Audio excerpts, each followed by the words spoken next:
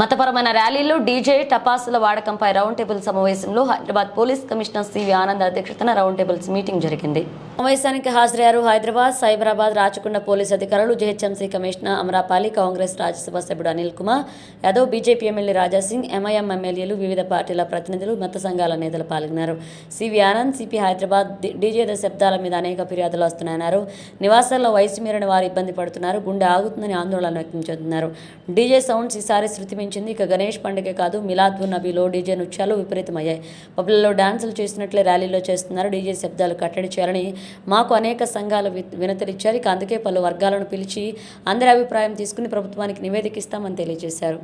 ఈ సందర్భంగా గణేష్దే కాదు, మళ్ళీ 2 రోజుల తర్వాత వచ్చిన మిలాద్ జులూస్లో కూడా ఎన్నో గంటల పాటు వాళ్ళు నృత్యాలు చేయడం, అది ముస్లిం మత పెద్దలకు కూడా ఆశ్చర్యం కలిగించింది.